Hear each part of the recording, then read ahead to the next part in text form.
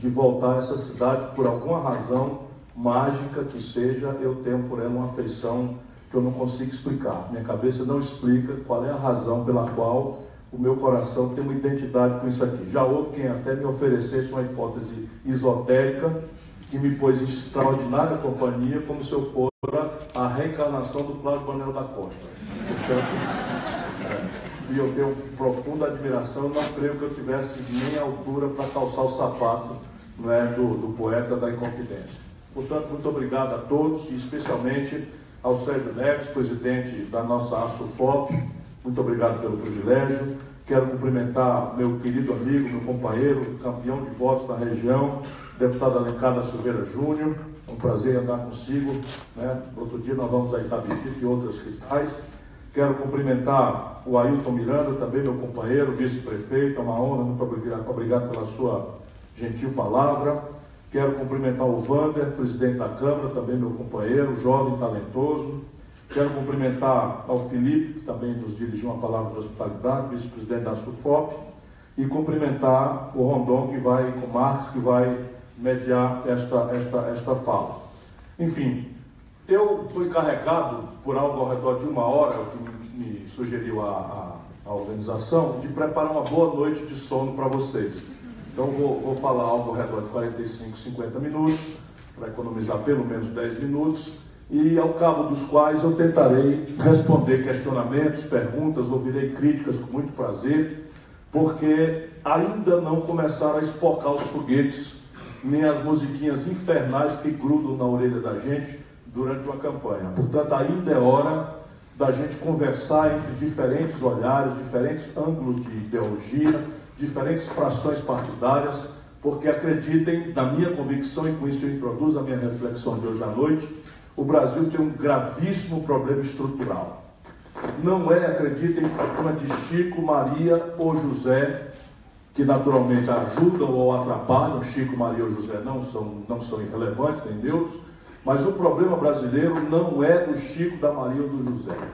Eu tentarei demonstrar que o Brasil tem um problema de modelo, que é derivado de um colapso estrutural de um modelo antigo que nos trouxe do pós-guerra até os anos 80, e que a partir dos anos 80 desafia o estamento político, a inteligência nacional brasileira, por cima de gravíssimas fogueiras, emergências, etc., a redesenhar esse modelo. E aí a premissa da minha compreensão é de que as coisas estão estruturalmente erradas no Brasil. Porque, acredito, a gente tem que começar a fazer determinados acordos na própria observação da realidade. Inventaram agora um negócio chamado pós-verdade, que no interior de onde eu venho, do Ceará, se chamava pura e simplesmente mentira. Mas agora tem uma tal de pós-verdade que mobilita versões assim avassaladoras de lavagem cerebral, que querem nos impor valores, estratégias, e agora não chega mais, não basta mais, querem que a gente engula, contra a nossa observação empírica, o próprio redesenho da história. E aí então eu sustento, para começar a conversa, que do meu ponto de vista, as coisas estão estruturalmente erradas no Brasil, por qualquer ângulo que se queira considerar. Qualquer que seja o nível de sensibilidade social, qualquer que seja o comprometimento mais ou menos conservador na ambiência do espírito de um democrata, eu sustento que não é possível iniciarmos um debate sem fazermos um grande acordo de que o Brasil precisa mudar. É evidente que a partir daqui, nós precisamos ter humildade para saber que cada um tem sua ideia de mudança, cada um tem sua compreensão de mudança.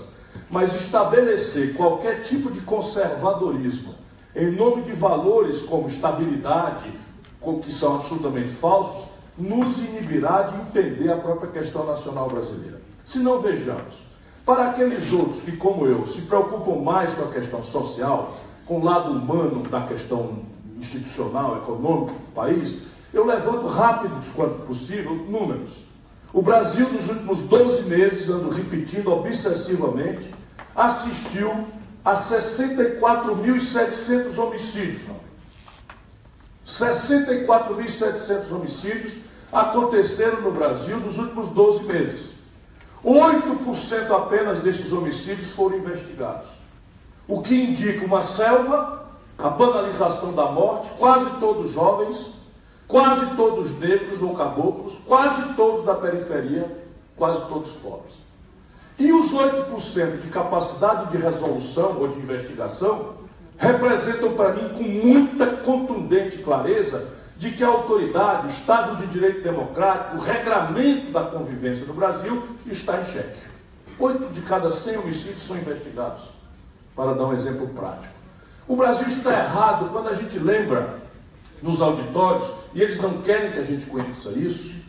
O Brasil tem hoje, companheirada, 60 milhões de pessoas com o nome sujo no SPC ou no Serasa. Quando eu falo isso, os auditórios dão uma balançadinha assim. Não se preocupem. Cada um dos brasileiros nessa condição humilhante sente-se culpado, sente remorso de não dar conta de honrar o nome, de não pagar a conta que a palavrou de pagar e não dar conta. Se fosse meia dúzia, ok, até poderíamos consultar a responsabilidade individual. Mas quando um país impõe a 60 milhões dos seus nacionais a inadimplência com seus compromissos, a ponto de ir para o nome processo SPC ou para o Serasa, não é o cidadão ou a cidadã que estão errados. É a política econômica que criou este monstro e, evidentemente, está aí a desafiar a nossa inteligência de que as coisas estão erradas. O Brasil tem hoje 13 milhões e 100 mil pessoas desempregadas, desemprego aberto. E isso, às vezes, a gente olha um número, ouve um número, e não imagina o que é o cidadão ou a cidadã acordar de manhãzinha cedo, daqui a pouco esfria no Sudeste brasileiro, e o cidadão sai, pula a catraca do ônibus, com assentimento do trocador, porque não tem dinheiro, para ir passar o dia batendo de porta em porta atrás de uma oportunidade de ganhar algum decentemente para pagar as contas, para comprar o remédio do filho que ficou em casa doente. E isto é o que me comove. 13 milhões e 100 mil nacionais brasileiros. Em janeiro deste ano, para demonstrar que as coisas estão estruturalmente erradas, o Brasil pela primeira vez experimenta a maioria da população apta ao trabalho, chama-se economicamente ativa, passou à informalidade. Ou seja, pela primeira vez na história do Brasil, a maioria da força de trabalho do país está na informalidade e a minoria ainda está na formalidade. Isto aqui é uma coisa prática, bem contundentemente prática. Quem está na informalidade não pode contribuir para o financiamento do país, nem contribuir muito menos para a Previdência Social, que tem por lógica de incidência a relação formal de trabalho. Se metade mais crescente da população não estão aptas a contribuir, não é, para o financiamento do conjunto da vida socio e comunitária nossa, não há sistema previdenciário que resista. E aí você vai querer resolver perseguindo professor, perseguindo funcionário público, que não dispensa uma crítica aos privilégios, mas definitivamente não é aí que está a compreensão correta do problema previdenciário brasileiro, senão nesse número eloquente. E eu poderia descansar um pouco mais, mas acredito que pelo âmbito socioeconômico, pelo âmbito social, pelo âmbito político, fica muito flagrante que as coisas estão estruturalmente erradas no Brasil. Mas eu agora vou avançar para números que agora consultam as razões estratégicas desses números meio monstruosos e assustadores. E aí nós temos que ir para a economia. Em 1980, que é ontem, sob o ponto de vista do tempo nacional, a história das nações, contam-se aos séculos, em 1980, 1/3 da riqueza do Brasil era extraído da indústria. E a indústria tem uma importância relativa muito grave, porque ela é que paga os melhores salários. Ela é que recolhe o maior volume de impostos, para se dizer de onde vem o dinheiro para pagar com decência os serviços públicos. Ela é que agrega valor para compensar as contas do país com o estrangeiro, na hora que a gente vai comprar aquilo que a gente não sabe produzir aqui dentro. Pois bem, em 1980, 1/3 da riqueza brasileira era tirado da indústria. E em termos absolutos, meus compatriotas mineiros, olha quanto chocante é este número. Em termos absolutos, a produção industrial do Brasil era a soma da produção da China, da Coreia do Sul, da Malásia, de Singapura e do Vietnã, chamados tigres asiáticos, e ainda sobrava um tanto, em 1980. Hoje, a indústria no Brasil está reduzida a 11% da nossa riqueza. O Brasil experimenta o mais brutal fenômeno de desindustrialização da história do capitalismo mundial.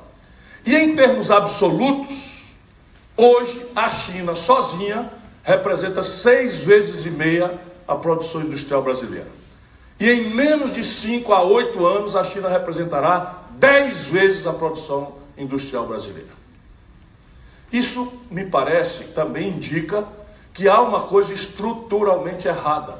E eu estava estudando esse argumento para poder tentar entrar num debate sem ferir os milindres de um conflito político que dos anos 90 para cá querem nos repartir, ou esse conflito político quer nos repartir entre coxinhas e mortadelas.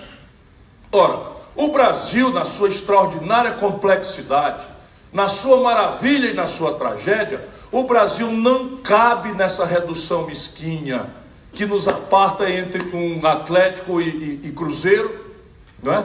Ou pior, entre coxinhas e mortadelas. Foi muito conveniente para ambos durante um certo tempo, mas agora está fazendo muito mal ao país, porque nesta confusão em que nós nos atolamos, o estigma do ódio, a cultura do ódio, a violência como linguagem da política começam a perder o pudor de se apresentar no debate. E de qualquer forma, o problema é tão grave, tão complexo, que ou nós temos vamos dizer, a cobrança de todo mundo de que nós precisamos nos sentar num grande diálogo nacional, cada qual com as suas convicções, cada qual com a sua história, cada qual com seus valores, mas ou nós trocamos uma ideia entre olhares distintos, pensares diferentes, com convicções ideológicas diferentes, ou será muito improvável que o Brasil ache, antes de uma hecatombe, aí, uma coisa mais grave do que já está acontecendo, que comprometa o próprio tecido nacional, a nossa capacidade de redesenhar o futuro do país. E aí talvez agora caiba, para a gente sistematizar o debate, tentar organizá-lo em tentativa de responder duas perguntas. A primeira deveria ser: o que aconteceu com o Brasil para chegarmos a essa situação? Homicídios, desemprego, informalidade, crescimento pífio, desindustrialização, inadimplência generalizada. O que aconteceu? Isso é a primeira grande pergunta que o debate nacional de 2018, inadiavelmente, deveria ser forçado a aclarar para nós, o povo brasileiro. E mais importante do que isso, que afirmará um bom diagnóstico ou não afirmará, a segunda pergunta: o que fazer ou como fazer para tirar o Brasil desta encalacrada que, sendo socioeconômica, explodiu as nossas instituições, introduziu o ódio e a violência como linguagens de um debate político colapsado. E é isso que eu ando tentando fazer desde quando tinha me afastado da política. Ajudei a preparar uma nova geração de gestores no Ceará. São jovens muito talentosos que estão fazendo um belo trabalho. E eu resolvi cuidar da vida. Depois de 38 anos de vida pública, estava afastado. Minha última eleição foi em 2006. Quando veio o golpe, do meu ponto de vista, inequivocamente o Brasil está sob um golpe de Estado, eu me senti um covarde se eu não saísse novamente para a luta. E isso é o que me traz aqui. Virando candidato ou não virando candidato, eu quis cumprir essa tarefa de botar toda a minha vivência, todo o meu amor, toda a minha paixão, toda a minha experiência acadêmica e empírica de ex-ministro, ex-governador, ex-prefeito de capital, ex-deputado federal, ex-deputado estadual, 2 vezes candidato a presidente do Brasil, livros escritos sobre o país. Circulo e conheço esse auditório, tenho essa honra de ter sido lembrado. Foi quando eu fui ministro da Fazenda e vim assinar o Tratado de Ouro Preto, que deu forma final ao Mercosul, sob a liderança desse grande brasileiro das Minas Gerais, o presidente Itamar Franco. Talvez o brasileiro mais injustiçado que eu tenha testemunhado esses anos todos, porque ele, pela audácia dele e pela mineiridade dele, é que criou a condição política do Brasil acabar com a negociata da superinflação, que parecia impossível. E ele foi lá e criou um ambiente político para acabar com a inflação e criar o real. Foi ele fazer isso. E uma turminha por lá que eu sei, de um estado vizinho, que a gente acessa pela Fernão Dias, cuidou de contratar gente para desmoralizar o Itamar, em função da obsessão pela reeleição. Voltando aqui ao nosso itinerário.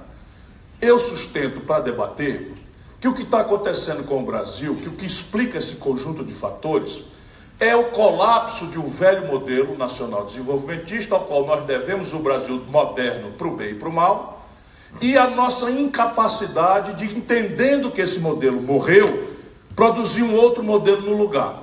Seja por emergências, que não foram poucas, não têm sido poucas as emergências que explodem sobre a nossa rotina, seja por a nossa incapacidade política mesma de equacionar a compreensão disso. E aí, se vocês tiverem paciência, eu reparto consigo essa minha convicção.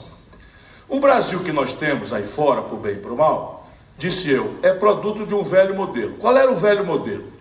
O modelo entendia que era o caminho mais brilhante entre o liberalismo capitalista selvagem, da apologia do livre mercado sem qualquer tipo de restrição, e o marxismo-leninismo, que propõe a estatização dos fatores de produção, apareceu, estimulado por um grande intelectual britânico chamado Keynes, Lord Maynard Keynes, a ideia de que a economia boa, aquela que de fato funcionava, era uma que escolhia o bom de dois.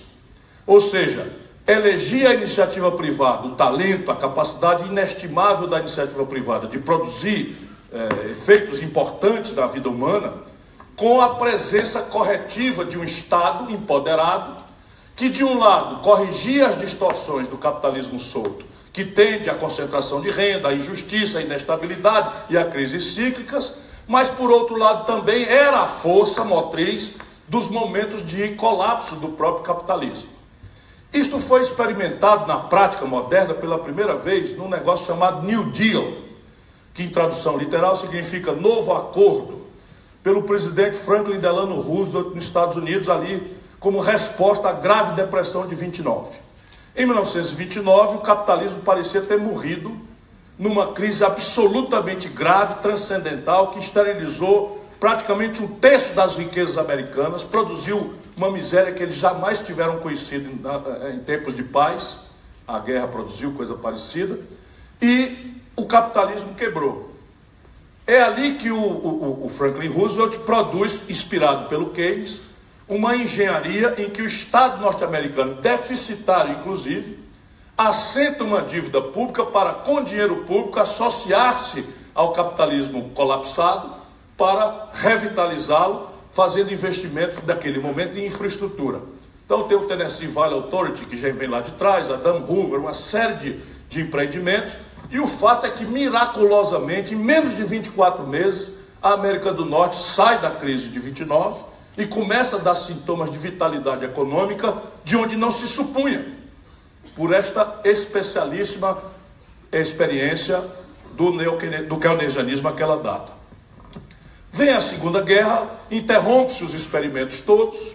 Só lembrando, em 1930 o Brasil faz uma revolução, em que um mineiro extraordinário, aliás, como toda vida que o Brasil dá um passo adiante no seu futuro, sempre é um mineiro relevante, central, e eu não estou falando isso para bajular vocês, estou falando isso porque eu conheço a história brasileira. E agora eu vou mencionar o que provavelmente parte desse auditório sequer sabe, que é o papel essencial, central, sem o que não teria acontecido a Revolução de 30, de um velho mineiro chamado Antônio Carlos de Andrade, que tinha sido caloteado pelos paulistas na alternância do café com leite, e insultava por cartas, parte das quais eu li, o Getúlio Vargas, então governador da província do Rio Grande do Sul, a se levantar ao redor do ideário modernizante que funda o Brasil moderno, dá direito de voto às mulheres, cria o voto secreto e introduz entre nós a ideia nacional desenvolvimentista, ou seja, essa que eu vou descrever para vocês. Mas acontece o flagelo da guerra. A guerra interrompe todas as vivências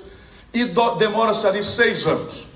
Quando a guerra acaba, imediatamente, inspirado pelo êxito extraordinário do New Deal, replica-se pelos vitoriosos norte-americanos e britânicos o mesmo ideário keynesiano para recuperar o território destruído da Europa e do Japão.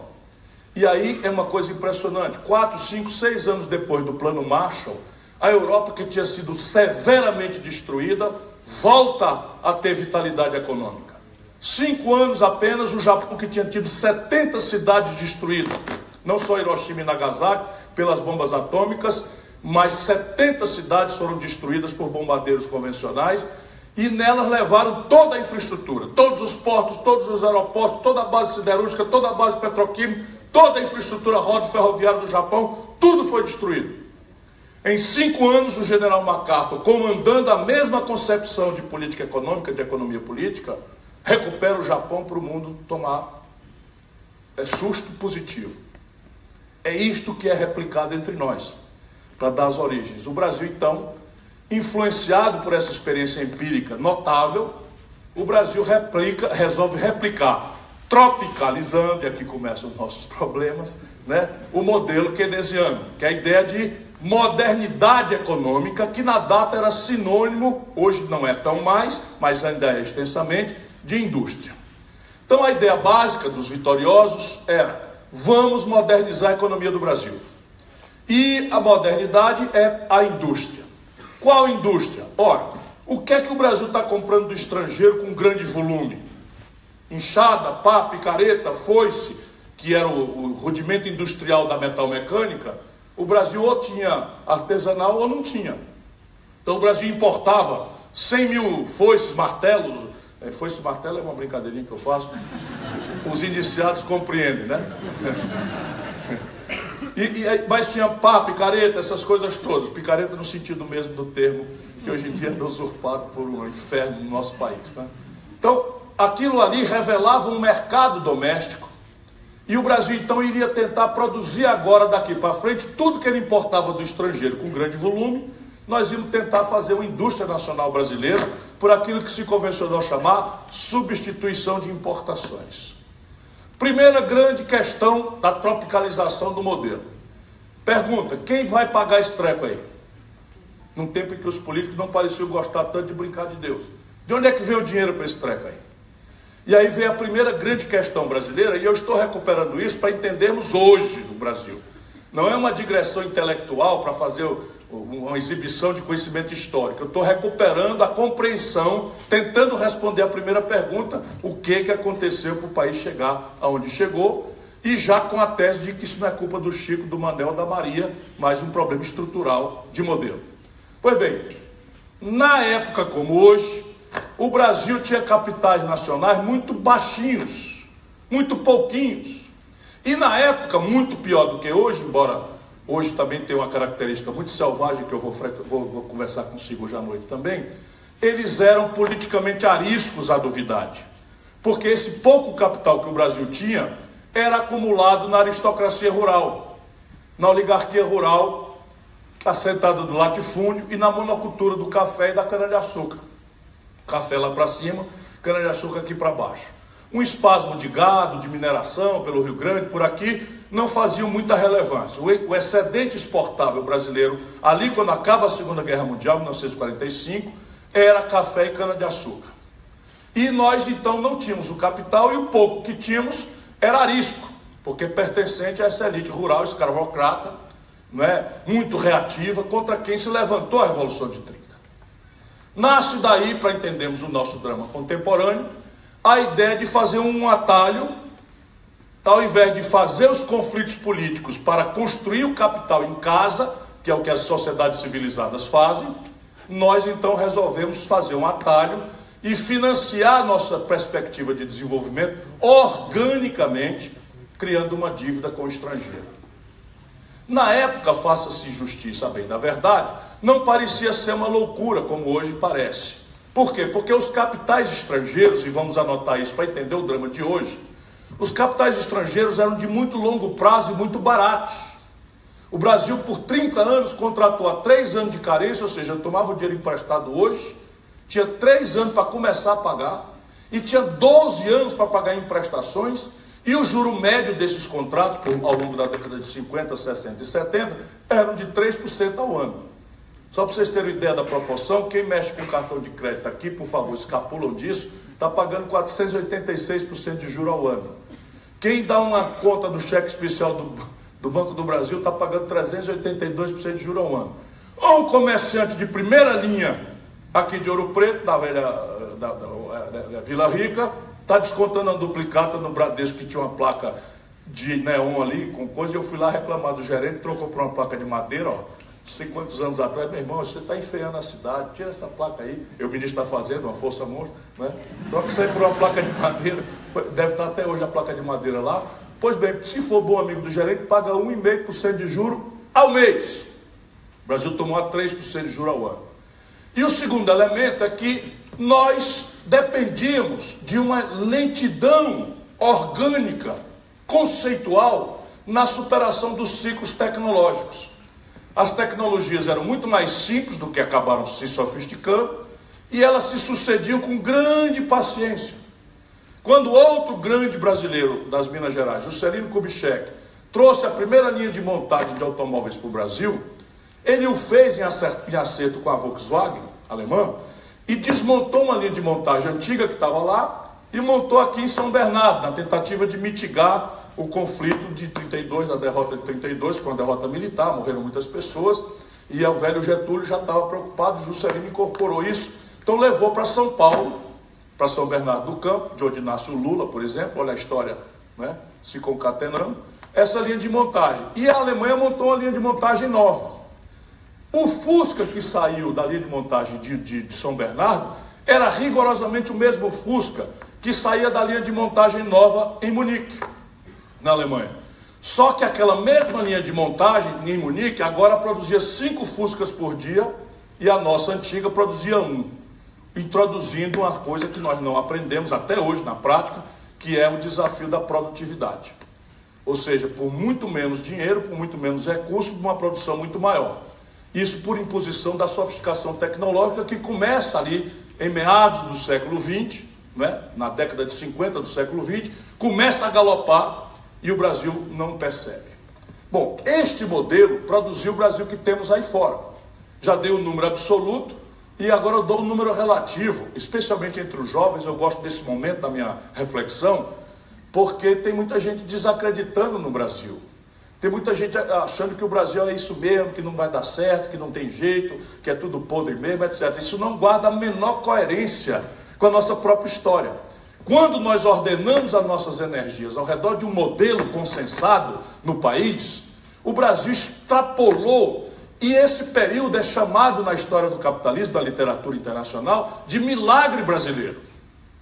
Porque o Brasil saiu do nada, de uma economia rural de subsistência e dos seus excedentes na agricultura, na monocultura do café e da cana-de-açúcar, e em meros 30 anos vira a 15ª economia industrial do planeta Terra. Portanto, juventude, não é verdade que o nosso país tem defeito genético. O Brasil é protagonista do mais sofisticado e veloz experimento de desenvolvimento industrial do mundo. A China agora vai tomar o nosso lugar. Dentro de 2, 3 anos ela passará ao Brasil como experimento histórico mais veloz e mais complexo, mais integrado. Mas ainda é nosso, até o presente momento, esse exemplo a mostrar que o Brasil não tem defeito genético. E olha que nós fizemos essa proeza num tempo em que o Brasil era muito mais iletrado do que é hoje, num tempo em que o Brasil era muito menos estruturado do seu ponto de vista de infraestrutura, de logística do que é hoje, tinha muito menos técnico e ciência do que tem hoje. Portanto, é bom a gente lembrar que o Brasil tem capacidade se a gente se ordenar politicamente. Só que esse modelo, ao produzir a 15ª economia industrial do mundo para o bem, produziu um Brasil meio monstrengo, meio monstruoso para o mal. Assim, nós produzimos, ao empatar capitais públicos, fundados no endividamento externo de longo prazo e barato, isto muda radicalmente. Em 80, os americanos aumentam a taxa de juros unilateralmente e todos os países do mundo que dependiam de fluxos internacionais de capital para sobreviver suas matrizes de desenvolvimento quebraram. E o Brasil quebrou estrepitosamente. E ao quebrar, nós produzimos o passivo. Foi uma sociedade que, por exemplo, se hiperurbanizou em apenas 30 anos. Quando essa façanha começou, o nacional-desenvolvimentismo, a industrialização, pelo caminho da substituição de importações, 80% do povo brasileiro morava no campo e apenas 20% na cidade. Quando esse modelo chega aos anos 80, nós tínhamos invertido.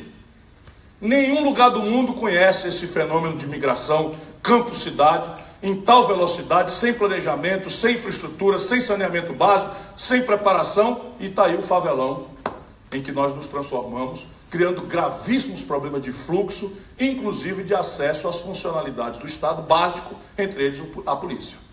Na favela do Rio de Janeiro, a polícia não entra, e aí fica inventando essas mirabolâncias de botar urutu, tanque de guerra, para mirar favela, o que é uma estupidez que só se aplica num bando de demagogo, mentiroso e despreparado que infesta a vida nacional brasileira. Não que a população não esteja pedindo alguma coisa, porque está todo mundo com medo, mas evidentemente vai ser uma grande frustração, porque não é com aparato que se resolve isso. E o problema dele produzir essa contradição é que nós produzimos a mais brutal concentração de renda do mundo. Nós precisamos colocar isso como um grande desafio ao futuro do país.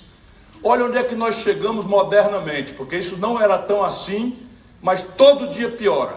Agora saiu o IBGE, o PNAD, o Brasil está regredindo dramaticamente nesse indicador de concentração de renda.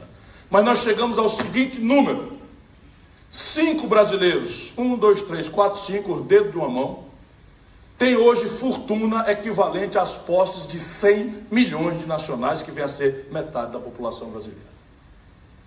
Os 5% mais ricos levam mais de 60% da riqueza nacional.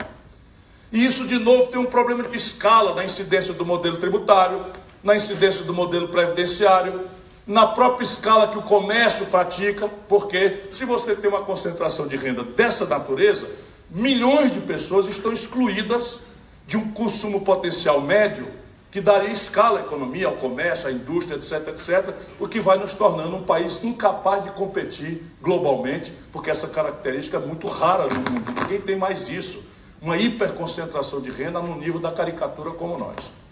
Isso já é ruim, mas o pior não é isso. O pior é que o modelo, ao produzir essa contradição, morreu. Ali no ano 80, arbitrando uma data, que não é assim que acontece, mas fica claro, o Brasil morreu esse modelo de morte morrida e de morte matada, digo eu. Morte morrida. Lembra que o dinheiro que financiava era de longo prazo e barato? Com a tal globalização, a eletronização do meio financeiro, o que aconteceu? Esse dinheiro sumiu do mapa da humanidade. Não existe mais dinheiro de longo prazo e barato na humanidade. Todo o dinheiro agora, e aliás é o maior volume da história do capitalismo mundial, todo o estoque de capital financeiro, gira freneticamente, em tempo real, o mundo, arbitrando ganhos especulativos de curto prazo, operados determinados computadores com algoritmo por garotos de 20 e poucos anos em Wall Street, no Nikkei, ou na Bolsa de Londres, ou de Hong Kong, em que pisca, o algoritmo pisca dizendo que um banco de primeira linha da Malásia está precisando por liquidez de 2 bilhões de dólares e paga X de juro. O menininho aperta ali, enter, tira 2 bilhões de dólares da Nicarágua, do Peru, e leva para a Malásia, para aquele banco da Malásia. Resultado, todos os países que dependem de fluxos internacionais de capital quebraram e vivem em processo de stop and go com crises cíclicas. Olha o que nós estamos conversando, olha a explicação da situação brasileira. E o outro problema é, lembram qual foi a estratégia? A morte matada. A estratégia era a gente correr atrás de uma indústria que já existia no mundo. Portanto, a gente tinha que imitar uma indústria que tecnologicamente já estava com 10 anos, com 7 anos, com 9 anos de maturidade. Então a gente saía atrasado, imitava a tecnologia que existia no mundo, e como a tecnologia passava uma para outra muito lentamente na data, a gente ficava meio que contemporâneo do mundo avançado, 5, 6, 7 até 10 anos. E dávamos a ilusão para nós brasileiros, embora a questão da produtividade já estivesse entrando, que nós estávamos contemporâneos do chamado dito primeiro mundo. O senhor vai bem? Algum problema aí? Tudo tranquilo? Hein? É só para acordar uma pessoa que estava ali dormindo? Mas... Só rapidinho. Aproveitando que o Ciro parou para beber água, as pessoas que escreveram suas questões ao Ciro, por favor, entreguem para a equipe de cerimonial já as suas perguntas, para que eles comecem a separar e nos passar. Júnia, onde está a sua equipe? As meninas vão passar aí na lateral. Por favor, passem as perguntas para a gente já começar a organizar e fazer assim que for possível. Já ali, Ok? Por favor, desculpe. Não, foi mal. Então a morte matada é: as tecnologias começam a tomar uma centralidade sofisticada no nosso ato de consumo e começam a se suceder com uma velocidade frenética e incompreensível. Então o smartphone de última geração supera o outro em 6 meses. O chip dobra de capacidade de processamento em 6 meses. Os novos materiais e supercondutores miniaturizaram a microeletrônica de uma forma absolutamente única. A nova farmácia, a nova química, os novos meios de diagnóstico médico, a informática embarcada nos automóveis, tudo isso vai tomando uma centralidade que nós brasileiros não tínhamos mais capacidade de correr atrás. É evidente que o modelo morre ali em 80. E aí começam as nossas debilidades políticas. Por que nós não acordamos para a morte desse velho modelo, se foi flagrante a quebra do país nos fluxos internacionais de capital? Se foi ficando cada vez mais clara a questão, por exemplo, o Collor denunciava os carros brasileiros como carroças, lembram disso, os mais vividos e tal? Aquilo era o ano 90. Então, era carroça, porque o Brasil perdeu o passo da tecnologia. Nós não fizemos isso por um problema político, que também está semeado hoje como um problema para a gente equacionar no novo e generoso debate que a gente precisa promover no Brasil. É que nós tínhamos uma ditadura, nós tínhamos um regime militar e nós outros do outro lado simplesmente não dialogávamos com eles. Aqui, pelo menos, o valor intrínseco era a redemocratização do país.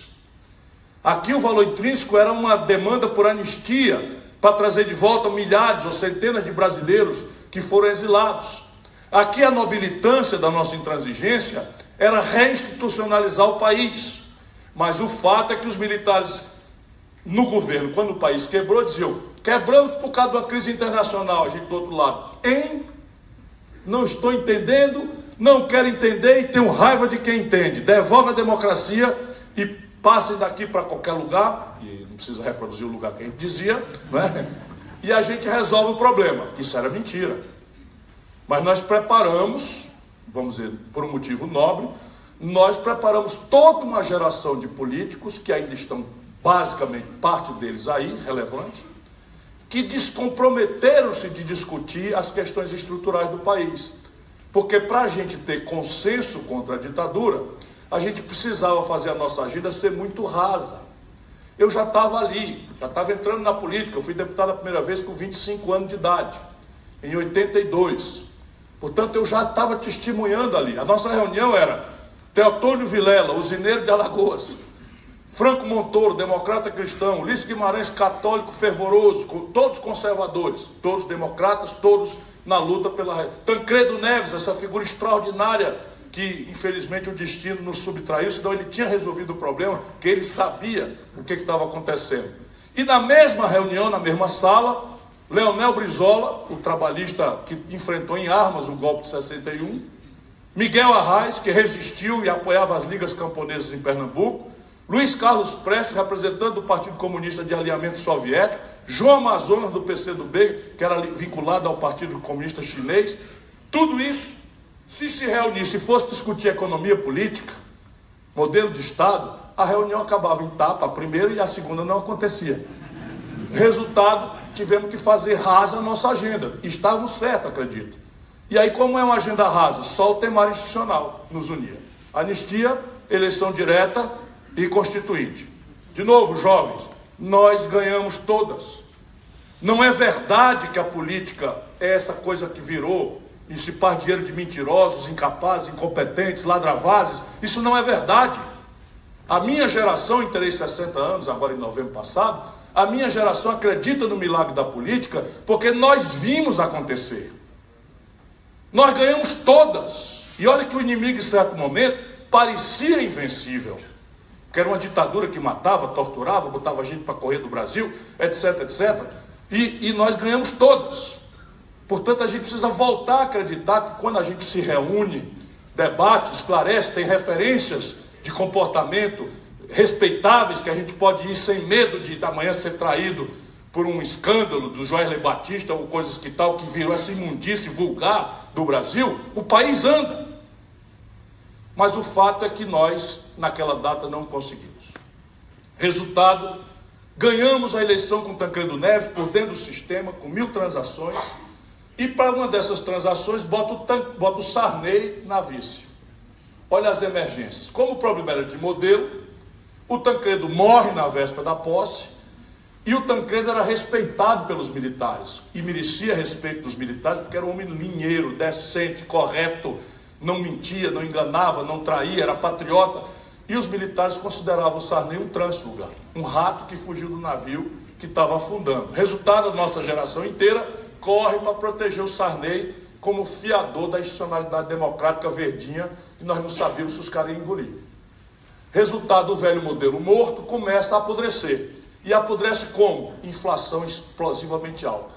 Porque não tínhamos mais o financiamento externo, quebramos, as tecnologias nos impuseram um colapso de competitividade, e a economia vai para o brejo, e o brejo, nesse caso, foi uma inflação altíssima. E aí, outra tragédia brasileira, outra grande emergência, outra grande urgência. E cadê o debate? Esquece o debate, vamos segurar o Sarney, vamos fazer a Constituinte, vamos desenhar. Deu tudo certo, fizemos a Constituinte, desenhamos, não sei o que e tal, mas a nova emergência era enfrentar a inflação. E aí um tenta, outro tenta, um tenta, outro tenta, vem um mineiro, Itamar e cria a ambiência política para fazer o real. Aí eu já viro ministro da Fazenda, ajudei a fazer o real. E o real, mal comparando, tenho dito eu pelos auditórios, era uma coisa muito séria, mas não era uma resposta ao colapso do modelo. O real era uma espécie de antipirético. Sabe o que é um antipirético? Um remédio de febre. Então a inflação era uma febre, e a gente sabe que febre não é doença. A doença é uma infecção. E a febre é um sinal que a infecção manda para a nossa inteligência, para dizer, ó, tem algum agente infeccioso aí no seu corpo.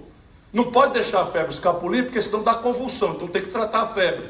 Mas tratou a febre, meu irmão, vá tratar de fazer uns exames, porque tem que descobrir qual é o agente patológico, qual é o patógeno, qual é o elemento infeccioso que está aí dentro do corpo. Mal comparando, o real é isso.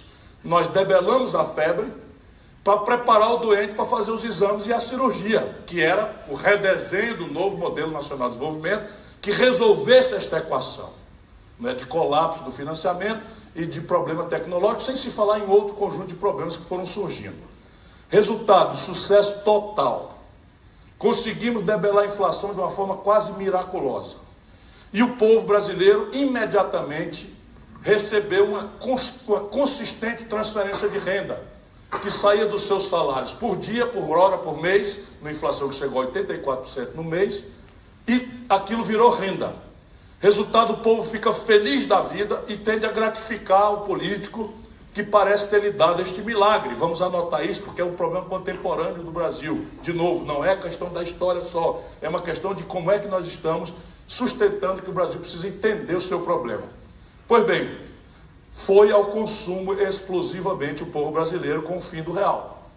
E o Brasil, que não tinha modelo de produção, decrescia a sua capacidade de produzir e o consumo explode pelo fim da inflação.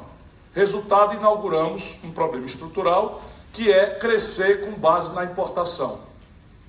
E aí, vejam bem, 100% de vocês provavelmente têm um celular, um smartphone, 100% importados. O Brasil, 80% dos remédios da farmácia da esquina, importados. 80% do valor de um carro produzido aqui em Betim ou em São Paulo, a mecatrônica, a parte rica do carro, importados. O trigo do nosso pão, da nossa pizza e do macarrão do domingo, importados. 60% do óleo diesel, veja que loucura, o Brasil adotou a política de exportar petróleo bruto barato, de uns 15 anos para cá, e importar óleo diesel e gasolina do estrangeiro. 60% importados. Resultado, explode o consumo, a produção não acompanha, porque o modelo está colapsado, e você apresenta um buraco na conta do país com o estrangeiro, até o limite em que o país quebra. E aí alguém pergunta, mas como o país quebra? Um país é uma instituição permanente, ele não fecha, ele não vai embora, ele não é como um comércio que baixa a porta e bota uma placa lá. Um país, ele quebra, tem vários sintomas, mas o mais eloquente, que mexe com o povo todo, é que o país, ao quebrar, desvaloriza profundamente o valor da sua moeda em comparação com a moeda de troca internacional, que é o dólar. E aqui cabe um parêntesezinho, a gente não compra dólar, mas a gente precisa ajudar o povo a entender que o dólar é um preço relativo que mexe com todos os outros preços da nossa vida normal. A gente não compra dólar, tem o erro repetido para ver se consigo, pela repetição, conseguir que o povão entenda, mas a gente come pão.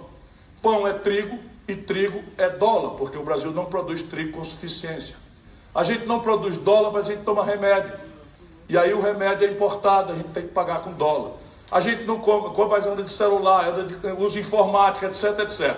Resultado, se eu precisava de R$1 para comprar $1 de trigo, e de repente eu preciso de R$4 para comprar o mesmo dólar de trigo, o preço do pão e do macarrão e da pizza sobe. E eu empobreço sem entender o que aconteceu, porque ninguém me ensinou que câmbio é um assunto que deve ser popular.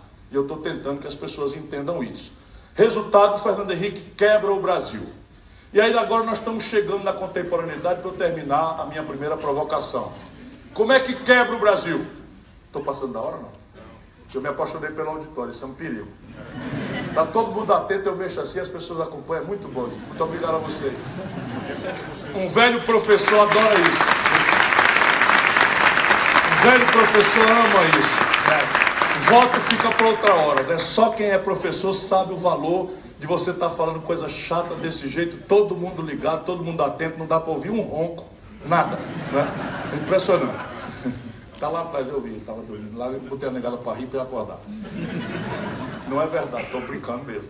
Então repare, como é que quebra o país? Desvaloriza o câmbio. Quando o Fernando Henrique se reelege, o câmbio sai de 1 por 1 para 4 por 1.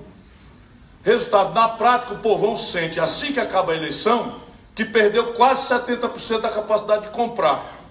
E aquele amor despolitizado vira ódio despolitizado. Aí veja a nossa tragédia contemporânea.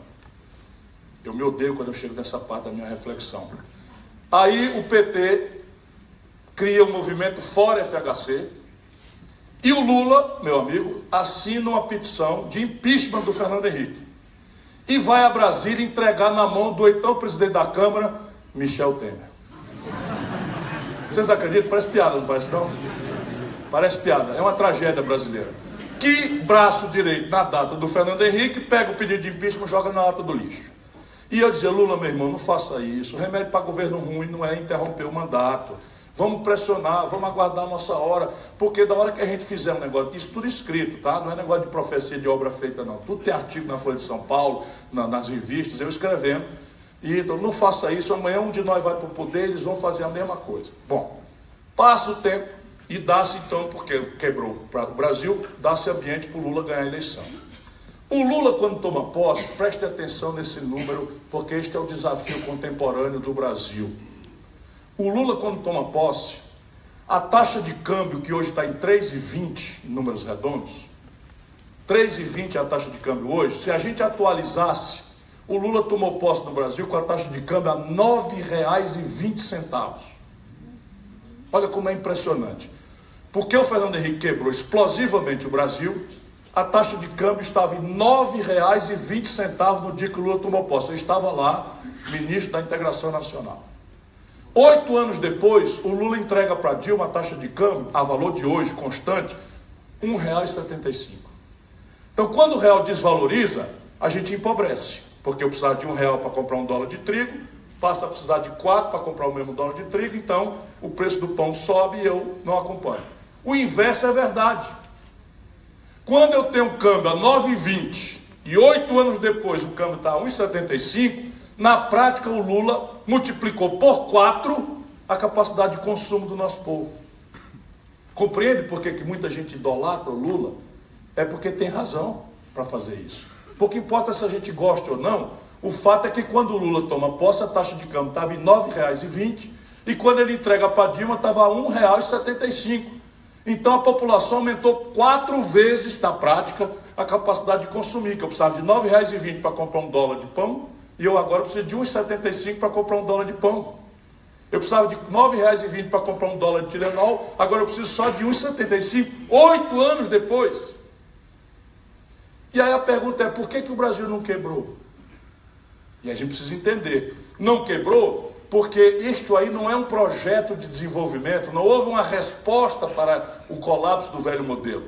Foi uma expansão de novo do consumo E a população, ao ficar feliz porque expandiu o consumo, gratifica o governante que lhe promoveu isso de forma despolitizada e tende a aplaudi-lo inconscientemente. O Brasil explode o consumo, não equaciona a estrutura do desenvolvimento e da produção. Como eu lhes mostrei no começo da conversa, nós tínhamos 30% do PIB industrial e caímos para 11%. Resultado, aquele buraco na conta do país de importar é o que vai suportar a explosão de consumo. Então explode o consumo e explode a importação. Por que o país não quebra, como quebrou lá atrás com o Fernando Henrique, e vem quebrar com a Dilma igualzinho ao Fernando Henrique? Porque a China, no caminho oposto ao do Brasil, sai do nada e vira a segunda economia do planeta Terra.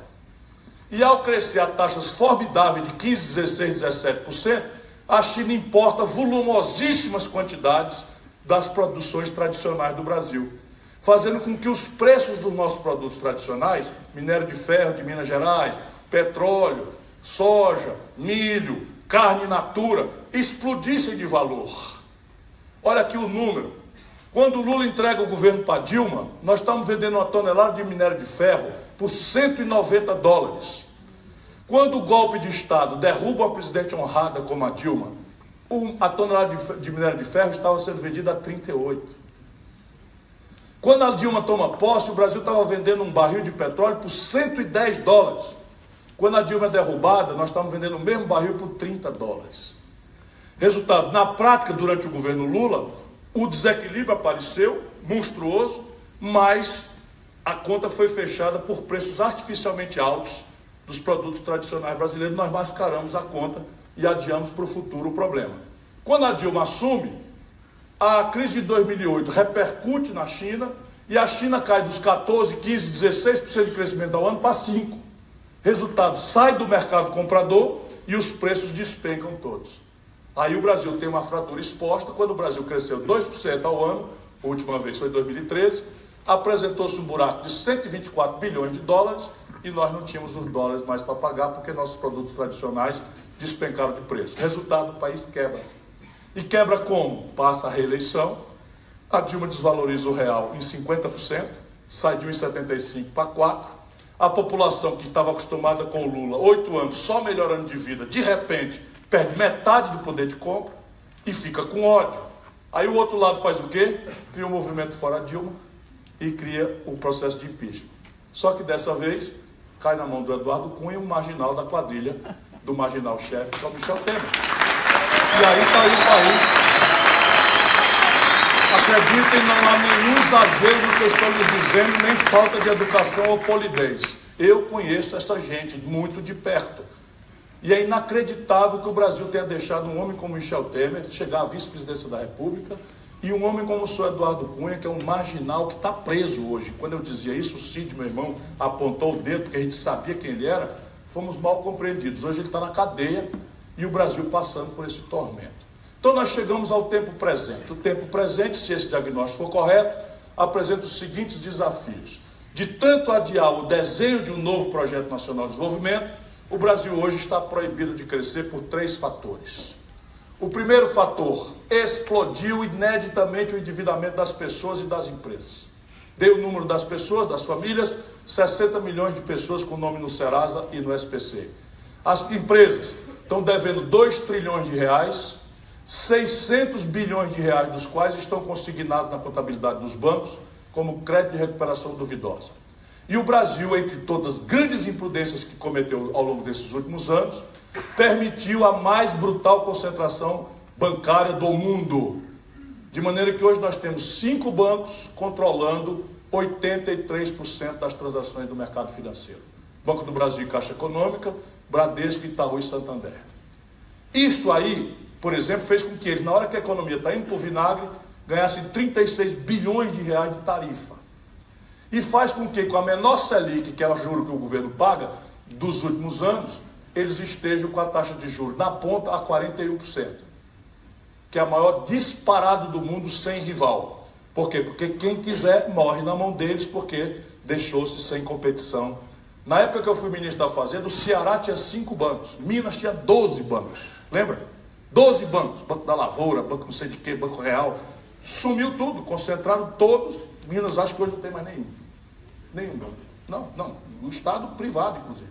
Não tem mais nenhum. São 5 bancos. Como? BDMG é um banco de desenvolvimento, não vale, né? BMG. BMG, é verdade. É aquele que a dona está presa? É verdade. Mas é uma titicazinha desse tamanho comparado com o volume. 83% está concentrado em 5 bancos. Hã? Como? Intermédio. Esse é novo, eu não conhecia.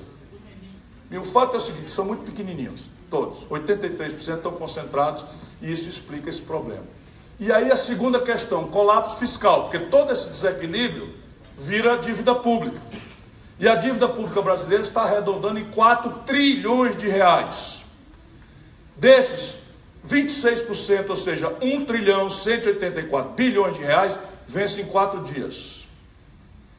Estão preparando para fazer um ataque especulativo contra o real, entre a eleição e a posse, ou no primeiro momento que parecer que algum de nós da oposição vai ganhar a eleição. Está escrito, está tudo anotado, a turma está gravando, porque vão botar a culpa no fulano, no beltrano, mas eles estão prontos para fazer isso, como já fizeram nas vezes todas que eu tentei demonstrar para si. E por terceiro, o país tem que equacionar essa estratégia de dependência de importados. Por isso que eu demoro no diagnóstico, porque fica óbvio. E o Brasil, ao contrário da média do mundo, tem 5 complexos industriais, para dar exemplo sem excluir nenhum, onde nós podemos fazer uma reversão espetacular dessa tendência de desequilíbrio. Primeiro, como eu já falei, petróleo e gás e bioenergia. A pergunta simples, qual é o sentido de um país que tem autossuficiência em petróleo sobrando como o nosso, vender petróleo bruto barato e importar derivados, abrindo mão de uma indústria 4.0 que emprega milhões de pessoas, que rende muito recurso para a nação, etc. Segundo, complexo industrial da saúde. O ano passado, o governo federal brasileiro, gerando emprego na China, na Europa e nos Estados Unidos, importou 17 bilhões de dólares do aparato industrial da saúde. Prótese, cama de hospital, remédio, fármaco, químico, meio de diagnóstico médico, que eu já mencionei ao longo da palestra. Terceiro, a agropecuária mais competitiva do mundo exporta hoje 40% dos seus custos de produção. Ou seja, toda a defensiva agrícola, todos os implementos, tudo isso o Brasil está importando do estrangeiro. Quarto, complexo industrial da defesa. 20 bilhões de dólares é o mercado potencial, só do KC-390 que a Força Aérea desenvolveu junto com a Embraer. E na hora que a Embraer desenvolveu, ficou pronto esse prodígio, estes, canalhas, estão vendendo, entregando a Embraer para a Boeing. Eu quero anunciar aqui, solenemente, que se eu um dia for presidente do Brasil, esse negócio será desfeito, como toda a entrega do petróleo, não por patriotagem. E nós devemos exigir isso de todos os possíveis candidatos, por essa questão simples. O Brasil tem uma dependência do estrangeiro que nós não podemos mais suportar se nós não invertermos a lógica de produzir algum protagonismo global. E, por fim, a construção civil. Aqui não é para efeito externo, mas para efeito de imediatamente começar a responder, sem nenhum insumo importado, que a construção civil não precisa, ao drama do emprego, especialmente começando pelo emprego das pessoas mais pobres, com mais dificuldade de qualificação. Eu queria terminar dizendo, aqui está o desenho, eu canso mais as pessoas no diagnóstico, porque é onde é um brutal dissenso. Se esse diagnóstico for correto, se esses números forem corretos, o debate precisa caminhar para responder a isso. E se nós conseguirmos isso, o Brasil vira esse jogo, eu não tenho disso a menor dúvida. Muito obrigado pela sua atenção.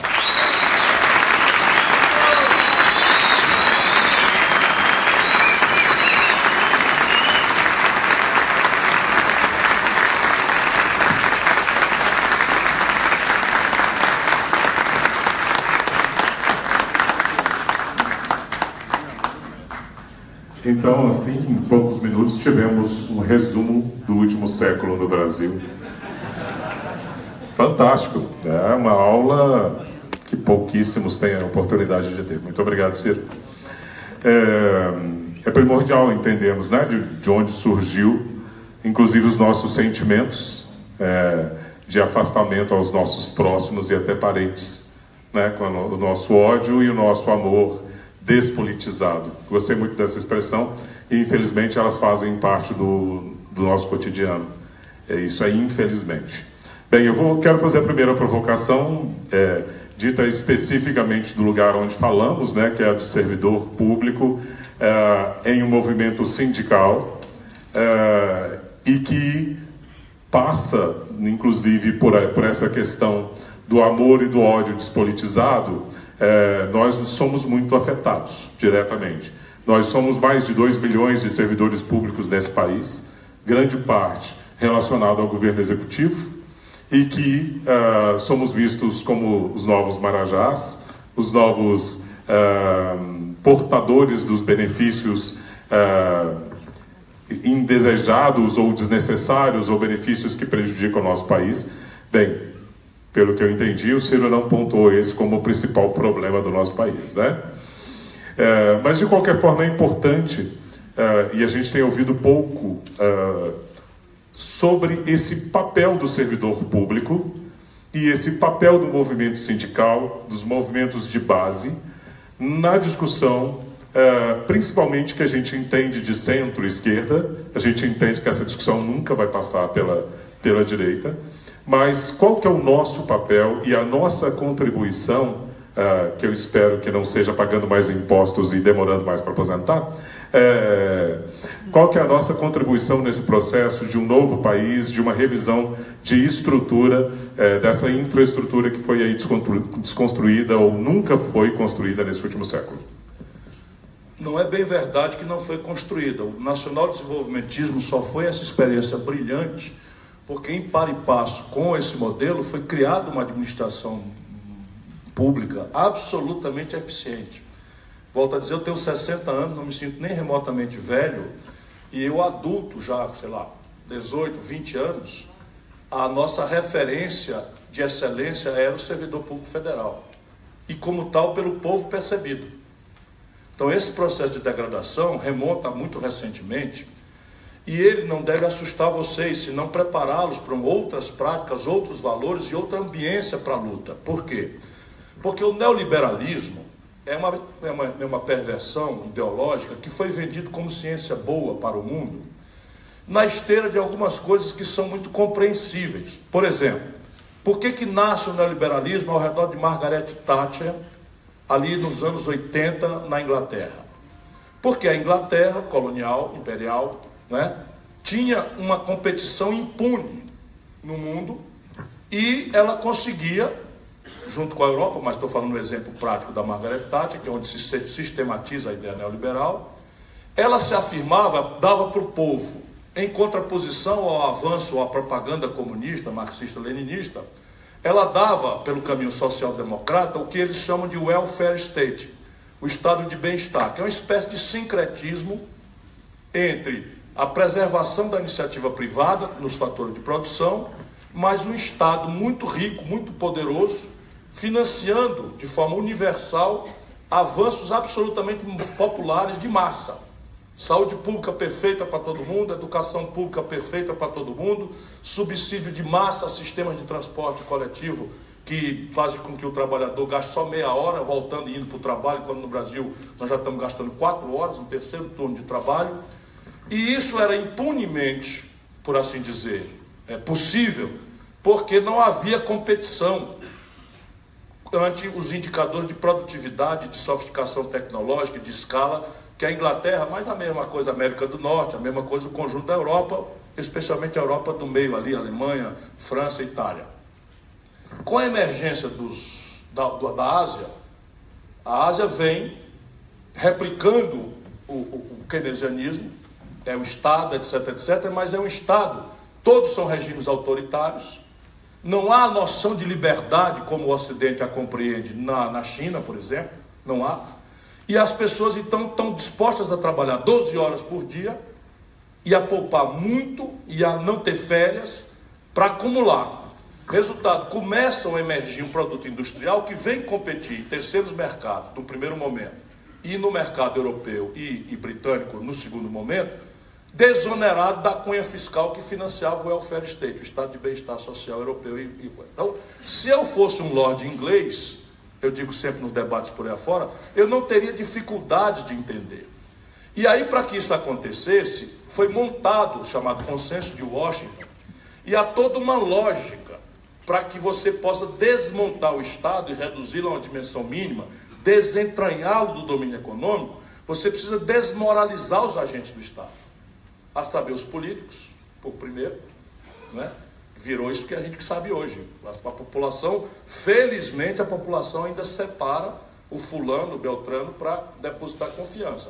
Mas o sindicato e cocô de galinha é mais ou menos a mesma coisa, sendo que cocô de galinha serve para adubo e político para nada, no imaginário médio da população brasileira e mundial.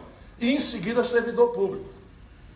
E aí qual é o problema? Nós apanhamos o servidor público no hipersindicalismo ultracorporativista, isso é um desenho brasileiro, que vocês precisam superar. O sindicalismo europeu apanhou muito, mas aprendeu. Então o sindicalismo europeu tem as bandeiras da tarefa dele, né, da condição de trabalho, de salário, mas o sindicato europeu faz tempo participa do grande debate, que é o que vocês estão fazendo aqui. Participa do grande debate, porque não adianta nada você pedir aumento de salário descomprometido com a equação fiscal do país. E o cara te mete na testa, é o mau exemplo. E não adianta nada você proteger o mau exemplo por solidariedade corporativa. Você se desmoraliza, você não consegue proteger o mau exemplo. Você se desmoraliza e desmoraliza a categoria por defender o indefensável que há no Brasil. Mas acredite, meu companheiro, nada do que é por médio do servidor público brasileiro é problema. E não é definitivamente este o problema fiscal brasileiro. Eu tenho esses debates, inclusive aqui no Brasil, é um debate muito amesquinhado, mas por aí nas universidades, eu tive agora em MIT e Harvard, as pessoas estão interessadas cientificamente em descobrir. Então eu pego números, como eu tentei fazer hoje aqui. Então vamos lá, o Brasil tem muito funcionário público, é grande demais. Então vamos, ok, vou aceitar para argumentar, vamos localizar para poder consertar. É um vexame, porque todo mundo para aí. Esses bocoió aí, Bolsonaro, não sei o que e tal, esses não dão nem para começar. Esse ainda se reveste de características de boçalidade que a gente precisa denunciar. Mas enfim, aí tem o Amoedo, que apareceu agora e tal, eu não devia nem mencionar, mas apareceu e tal, o Estado. Então vamos lá, meu patrão, vamos junto, eu estou de acordo, vamos lá. O Brasil tem mais educação ou menos educação do que precisa? É simples, a Colômbia dá matrícula aos garotos de 18 a 25 anos, 42%, o Brasil dá 21%. O Brasil tem, pelos padrões da Organização Mundial de Saúde, mais ou menos médico por habitante do que é necessário. Flagrante, pergunta para o povo. Pergunta para o povo, vai ver as filas das emergências, vai ver a quantidade de milhões de cirurgias eletivas represadas, porque não se dá vazão de fazer cirurgias eletivas no Brasil. O Brasil tem, pelos padrões da OCDE, mais ou menos gasto com defesa do que os padrões de países semelhantes a nós, com proporção do PIB. Muito menos. No fim, você vai encontrar uma perversão, para não dizer duas. Eu vou forçar um pouco a mão. Primeira perversão, figurem aqui, eu estou fazendo isso, o orçamento da União, que é onde a gente acha o dinheiro. O resto é conversa mole e manipulação. Onde é que gastaram o dinheiro? De cada R$100 que o Brasil recolheu ano passado, orçamento executado. Portanto, não dá mais para mexer e nem dá para eu dizer coisa que não seja verdade. Pois bem, de cada R$100 que o Brasil arrecadou ano passado, R$51,70 foram despesas financeiras. Juro para banco e rolagem de dívida. Olha o Estado grande onde é que ele é. 29%, para falar na segunda questão, Previdência Social. Só que na Previdência Social, 29%, 2% levam um terço de tudo. Quem são? Os políticos, os juízes, os procuradores e algumas corporações do serviço público. Cadê a reforma para propor alguma coisa nessa área? Vedado. Porque a Constituição, escrita por eles também, nós, né, diz lá que é irretroativa a lei que fira direitos adquiridos. Eu, Ciro Gomes, só estou contando isso agora, porque senão seria elogio em boca própria, que é vitupério, né? Eu, Ciro Gomes, aos 36 anos de idade, implementei o direito a 3 pensões vitalícias, que me dariam hoje R$86 mil de vencimento. Porque precocemente fui deputado, prefeito e governador.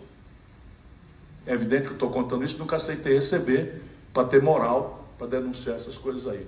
Isto é que é o problema. Aí 21%, onde vocês estão, saúde, educação, segurança pública, estrada, porto, aeroporto, cultura, ciência, tecnologia e tudo o mais. 21%. E vocês não viram nada ainda. Porque o ano de 18 já vai ser crítico, mas o de 19 vai colapsar o orçamento. Por quê? Porque eles inventaram uma PEC 95 em cima de valores corretos, que é parcimônia. O povo brasileiro tem uma noção clara de parcimônia, de austeridade, de não gastar mais do que pode. Eu não tenho um dia de déficit na minha carreira. Nenhum, prefeito, governador, ministro da Fazenda, não tenho nenhum. Então o valor eu também cultivo. Agora o que é que eles fizeram? Meteram uma PEC 95, congelando por 20 anos esses 21% do orçamento.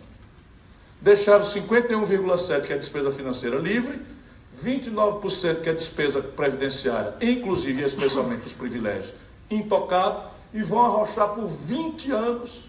O que quer dizer que não é o investimento da Universidade Federal de Ouro Preto, que já está comprometido em 18, é o custeio.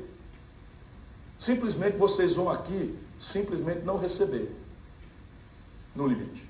O que nos põe a necessidade de pôr em debate a revogação por simples disso. Isso não vai ser fácil, porque isto aqui é para proteger a dinheirama para os banqueiros, que afinal de contas são aqueles que dão as cartas no nosso país. Essa é a grande questão. Mas, para não dizer que não falei de espinhos, o sindicalismo brasileiro está desafiado a duas coisas. Primeiro, não pode ser veículo de propaganda de partido. Tem que ser o oposto.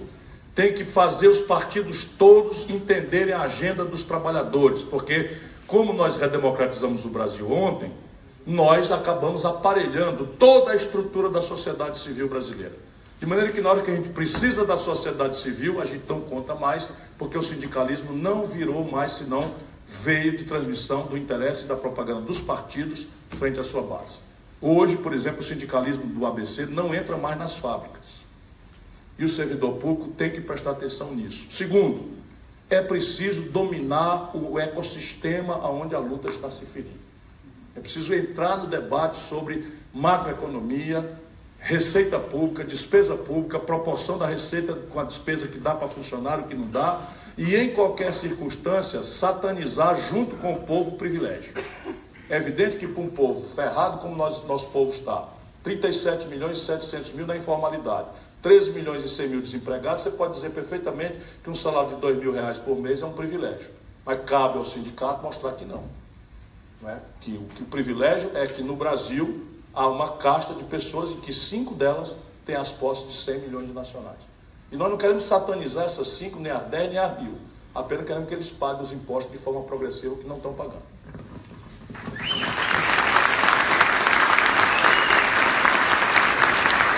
Antes de eu passar para as outras perguntas, você já tangenciou, mas eu queria só aprofundar um pouquinho na questão da educação, porque nessa visão neoliberal, principalmente dos últimos anos, o Brasil tem fortalecido o investimento ou o deslocamento dos recursos federais para financiamento do ensino particular, né? Com os programas de financiamento, mas a questão não é só essa, porque numa visão sistêmica, essa relação com a educação básica, né, com o fundamental, com o ensino médio, esse processo ele não se dá porque a gente tem 3 instâncias envolvidas. Então a gente tem 5.300 prefeitos, né, mas todos os governos de estado, cada um puxando para o seu lado e não querendo dialogar com o sistema de educação de forma sistêmica. Isso causa um baque, um embate que muitas vezes vai esbarrar na universidade pela dificuldade de preparação. Como resolver esse imbróglio no qual essa discussão política, gostei muito da expressão, e é bom a gente retomar, desse amor e ódio despolitizados, né, interferem tanto nessas decisões de instâncias que vão atrapalhar a progressão da sociedade como um todo, principalmente o acesso da população, como você mesmo reiterou bem, né, pobre, de periferia, em sua grande maioria negra, e as nossas mulheres, que ainda têm pouco acesso às universidades. Veja, por qualquer ângulo que se queira olhar a questão brasileira, nós vamos sentir apenas e tão somente especializações daquilo que eu tentei falar a noite inteira, hoje cansando vocês, é uma falta de projeto nacional. Porque nenhuma pequena bodega, nenhuma pequena venda hoje se administra sem um planozinho de curto, médio e longo prazo, o camarada saber como é que essa estrutura de custo se forma, como é que está o fluxo de venda, como é que está o estoque, quanto é que é o juro e tal. Hoje não se faz mais. Só esse imenso país, complexo país, maravilhoso país, dificílimo país, navega absolutamente a esmo, reagindo tópica e emergencialmente a dramas cada vez mais pitorescos, para não dizer trágicos, como são alguns desses. A intervenção federal no Rio de Janeiro. Claro que eu tenho sensibilidade para saber o que o povo queria. O povo estava pedindo. Eu tomei nota aí, Lula livre. Eu sou a favor dessa parte aí também. Levanta para o pessoal.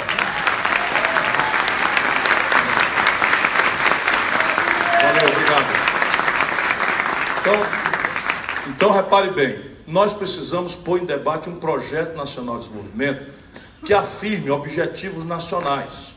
Então haverá um grande objetivo, se depender da minha influência, que é superar a miséria e a desigualdade e estabelecer prazo, meta, avaliação, controle, supervisão, quem faz o quê pelo caminho da lei do menor esforço. E as especializações disso vão claramente para alguns setores. Um óbvio, eloquente, chocante e é impressionante como a gente adia é a educação. E a educação tem duas tarefas também igualmente flagrantes.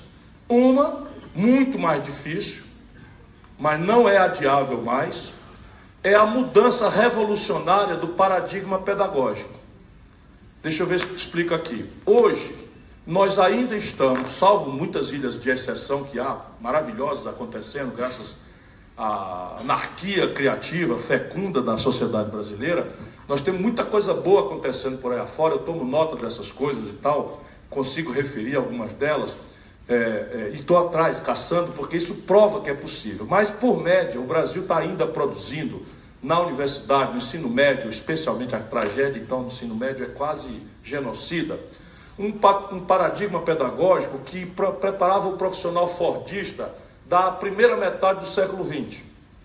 Basicamente, um ensino enciclopédico, raso, pouco crítico, completamente avesso à inovação, em que nós estressamos o aluno a reter passivamente informações e ele é superficial em quase tudo, e a ideia de que ele vai adquirir profundidade fica adiada por uma hiperespecialização que ele vai adquirir no pós-doutorado, ou sei lá quando isso vai acontecer. E aí a tragédia prática é a seguinte: o Brasil é o 13º país do mundo em produção de ciência, apurado aqui como publicação de papers, e é o 76º país em registro de patente. Ou seja, temos aqui um gravíssimo hiato que demonstra o que eu estou querendo dizer. E o paradigma pedagógico moderno pede outro profissional. Pede um profissional que seja capaz de associar informações que existem e estão universalizadas pelo Google, para falar aqui uma coisa, pelo acesso a supercomputadores em nível universitário, etc, etc. Porém, associando duas informações que existem, inovar, criar uma informação nova. E isto prepara o empreendedor habilitado para o trabalho em equipe, habilitado para trabalhar criticamente ao ecossistema onde seu universo de trabalho está acontecendo e tal. Isso exige uma reciclagem, um retreinamento de todo o magistério, de todos os níveis do Brasil. Isso não precisa ser feito autoritariamente, não precisa nem pode ser feito de cima para baixo. Isso tem que ser feito com grande respeito ao estágio de evolução que nós temos, mas é preciso começar. E nós no Ceará nos surpreendemos quando a gente começa achando que vai colher frutos dali 20 anos. Em 8, 10 anos nós estamos colhendo frutos absolutamente excepcionais. Hoje, pelo IDEB, vocês podem acessar aí no Google, o Ministério da Educação, 77 das 100 melhores escolas básicas do Brasil estão no Ceará, um dos estados mais pobres do país.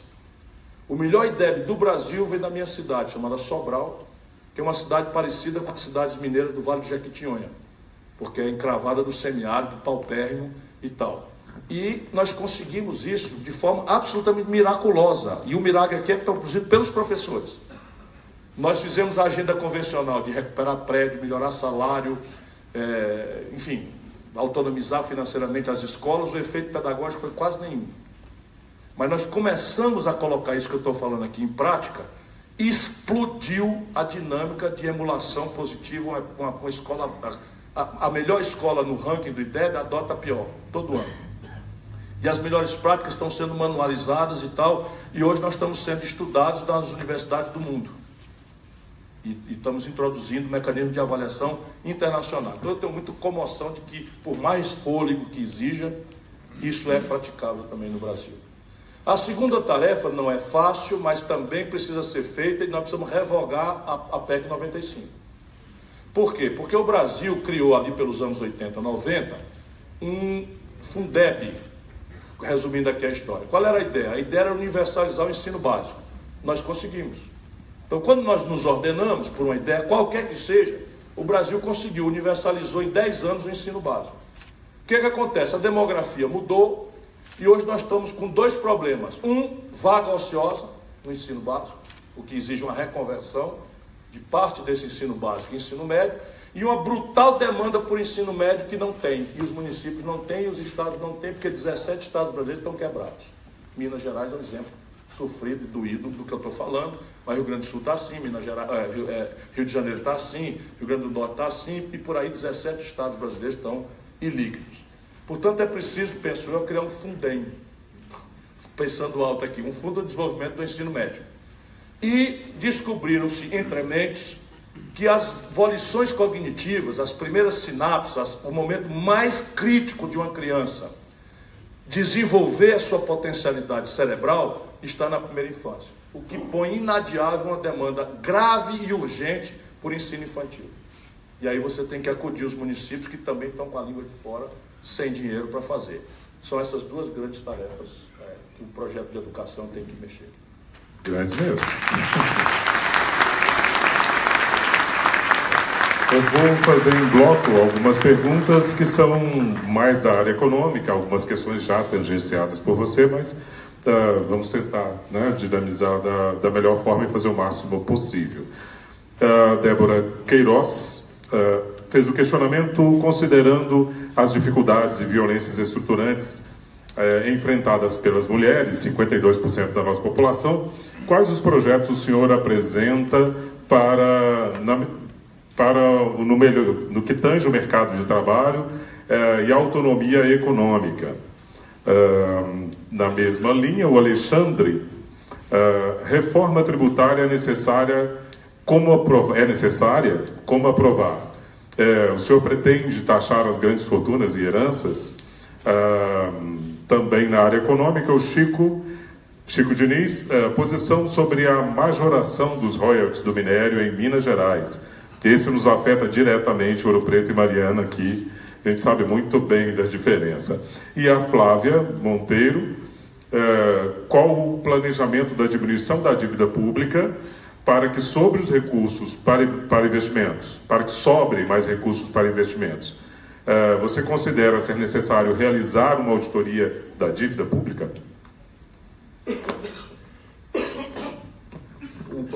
O extraordinário que eu estou me animando no Brasil é a qualidade dos auditórios. Tem uma certa Brasília aí que pensa que o povo é besta e o nosso povo está ligado, é uma coisa impressionante.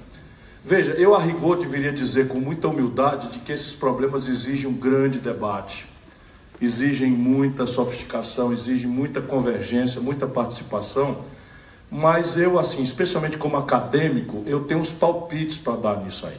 Como presidente da República eventual, quero muito ser, eu vou nesses assuntos me situar como uma espécie de magistrado, para que eu possa atenuar a lógica de impasse entre um presidente reformista e um Congresso reativo, que não é reativo também porque é picareta. Essa conjuntura aí é muito picareta, a maioria, de fato, é uma tragédia. Mas o problema do Brasil é que nós, o povo brasileiro, 3 meses depois da eleição, não lembramos o nome do deputado federal em quem votamos.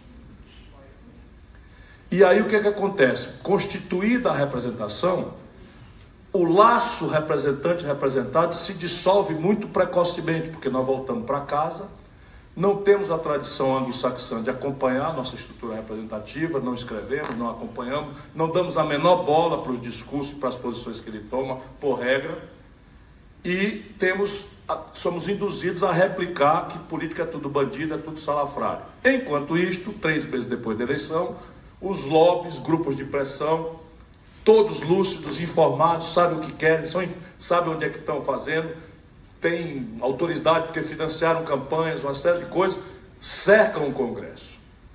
Então essa lógica de impasse é um derivado do legado presidencialista americana que nós copiamos sem sermos a América do Norte. Isto está resolvido, não tem mais jeito de resolver, porque já mandamos isso a um plebiscito e o povo brasileiro teima que essa é a melhor engenharia, o presidencialismo. Isto posto, democrata que sou, tenho me dado a trabalhar, a estudar como superar a lógica de impasse que deriva do seguinte fato: um órgão, que é o legislativo, tem o monopólio do desenho institucional do país. Ele é que diz como é que a leis são, como é que a Constituição é, mas esse órgão que tem o monopólio do desenho institucional não tem a menor responsabilidade com esse desenho institucional. Então a tentação do Congresso é diminuir imposto e aumentar a despesa. Eu estava lá na legislatura que revogou a CPMF, tirando 70 bilhões de reais da saúde, e 8 dias úteis depois votou a regulamentação da emenda 29, que determinou 50 bilhões a mais de gasto com a saúde. E eles acharam que estavam fazendo muito boa coisa numa ocasião e na outra. Por quê? Porque os públicos trocam. Então o lobby da Fiesp foi lá, subornou deputados, etc., para tirar o imposto. E não é que o CPMF seja um imposto pesado, é porque a CPMF é o meio mais eficaz de combater a sonegação, que é mais ou menos metade do que nós podemos arrecadar, o que quer dizer que a carga tributária brasileira, teoricamente, poderia ser metade do que é se a gente arrecadasse toda a sonegação que hoje o Brasil vive. Ó, para vocês verem como a caricatura anima alguém que conhece a andorinha dorme de que é possível resolver. Mais fácil de falar do que de fazer. Temos logo humildade para dizer, mas assim, saber do caminho é possível. Então, como é que você atenua esta lógica de um órgão que tem o monopólio do desenho institucional, mas não tem nenhuma responsabilidade, e o outro órgão não tem o desenho institucional, mas tem a responsabilidade pela saúde da economia, pela regularidade dos serviços públicos? Eu tenho para mim que serão quatro providências estudando a experiência brasileira. Primeira, propor antes, evitar a tentação caudilesca latino-americana do deixa que eu chuto. Então, deixa que eu chuto é o seguinte: é o papai Ciro Gomes, é a mamãe Dilma, é o papai Lula, é o papai FHC, que vai, por nós, fazer as coisas. Isso daí não funciona, está demonstrado na tragédia de termos derrubado 2 presidentes de 4 que elegemos na redemocratização do país. Então é preciso propor antes para que a população vote no fulano ou na beltrana, mas nas suas ideias. Isso atenua muito o impasse do presidente reformista. Segundo, desde o Marechal Dutra, todos os presidentes brasileiros se elegeram com minoria no Congresso. Portanto, não é susto que isso vá acontecer de novo. Porém, 100% deles tiveram maiorias imperiais, poderes imperiais, nos 6 primeiros meses a um ano. Pelo conteúdo plebiscitário do presidencialismo, um presidente que chega, se ele souber o que quer, ele consegue tudo o que ele pede ao Congresso Nacional nos 6 primeiros meses a um ano. Então é preciso entender que é orgânico ao êxito a hora de propor. E essas são 6 meses. Tem que propor nos 6 primeiros meses. Terceiro, em toda a tragédia tem um lado bom. Hoje, a negociação de um redesenho do Pacto Federativo, que liberte os estados da falência em que estão, que liberte os municípios da falência em que estão, parece ser uma energia capaz de promover um grande entendimento brasileiro por um redesenho fiscal do país. Ou seja, eu troco com Minas Gerais uma gestão da dívida, um apoio para seu sistema previdenciário falimentar e uma condição de avais, etc, etc, se e somente se, e na proporção de Minas Gerais, com a sua força política, apoiar o desenho fiscal novo que saneia as contas do país, com as devidas negociações, etc, etc, que serão 6 meses. Portanto, negociar a reforma em ambiência ao redesenho do Pacto Federativo Nacional. E quarto, viver a democracia do século XXI, que o Brasil adia eternamente de viver por interdição de certas elites que adoram subornar os políticos para depois falar mal da corrupção. No Brasil, a corrupção é tão extensa que virou o discurso do corruptor o moralismo. É uma coisa muito engraçada ver a Globo reclamando de corrupção. É muito engraçado. Os bancos reclamando de corrupção. E eles não se acham não. Isso aqui é uma coisa que a gente tem que entender. Eles não acham que, por exemplo, você entregar 52% do orçamento para banco seja corrupção. Por quê? Porque aí inventa um negócio, um nomezão assim que dá para falar no salão e ninguém entender. Swap cambial. Olha aí que negócio bonito, né? Swap cambial. Quem é que vai achar que isso é toco? Propina, né? Levar algum, meter a mão, né? Bater carteira. Não, isso é coisa de pobre. Rico é swap cambial. Então, swap cambial, eu fiz um swap cambial, ganhei 111 bilhões de reais da dona Dilma na véspera da desvalorização do câmbio. Sabe o que é swap cambial? Até as pedras do caminho sabiam que o real se ia desvalorizar e eles apostaram que não ia. Aí o governo resolve dizer o seguinte: ok, eu te dou um swap cambial. Sabe o que é isso? Se desvalorizar, eu te pago com dinheiro público. Aí o cara aposta nas duas pontas. Aposta que vai desvalorizar e ganha, e a parte que ele perde de se valorizar, o governo paga com dinheiro que não tem para saúde, para educação, porque os funcionários públicos estão levando tudo, e tal, etc, etc. É esse o discurso. E assim, eles me odeiam é por isso. E aí não dá para dizer que eu sou ladrão, ficam dizendo que eu sou temperamental, que eu sou pavio curto. Injustiça, né? Injustiça é grande. Enfim, eu sou indignado, mas o pavio eu administro. Então, mandar essas questões a plebiscito e referendo. Essa é a chave para a gente tirar o jogo dos gabinetes de Brasília, onde os presidentes, melhor intencionados que sejam, são induzidos a lotear o governo, a botar a picareta para roubar você sendo presidente sem ser ladrão, sendo testa de ferro. Qualquer semelhança com o que tem acontecido no Brasil não é mera coincidência. Então nós precisamos trazer o povo direto para a jogada. Não deu em 6 meses de negociação, de entendimento, então vamos levar o impasse ao povo, para o povo resolver, através de plebiscitos e referendos autorizados devidamente pelo próprio Congresso Nacional. A diferença aqui é que uma reforma precisa de 3/5 de autorização para o plebiscito, precisa de maioria simples. Portanto, é possível o Brasil sair do impasse. E aí vem as perguntas. Dívida pública. Tomou uma centralidade e tem algumas coisas estranhas. A maior taxa Selic dos últimos anos foi 14,25% imposta pela Dilma. E o custo médio de carregação da dívida brasileira é 20%. Então tem uma coisa esquisita. Como é que o pior momento da taxa foi 14,5%, 14,25%, e o custo de carregação da dívida é 20%? Aí tem. Pode ser que seja juro sobre juro, pode ser que haja contratos como há fora da Selic, como essas tais operações compromissadas.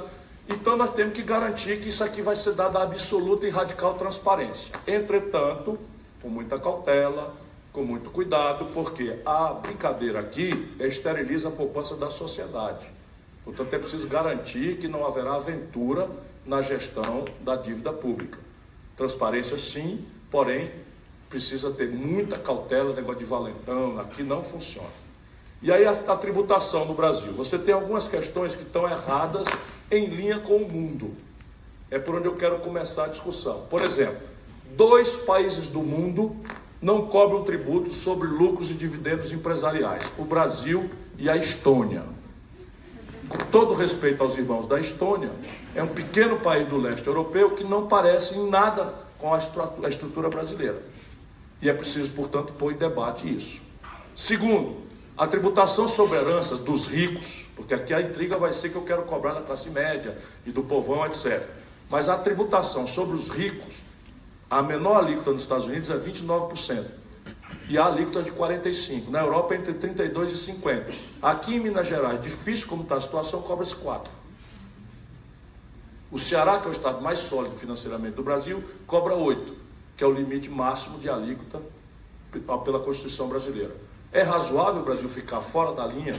E aí explicando, imposto sobre grandes fortunas faz bem ao fígado, porque a gente acha muito justo e próximo. Só que modernamente não existe mais grandes fortunas, porque elas estão todas na PJ, na pessoa jurídica, então não tem mais grande fortuna.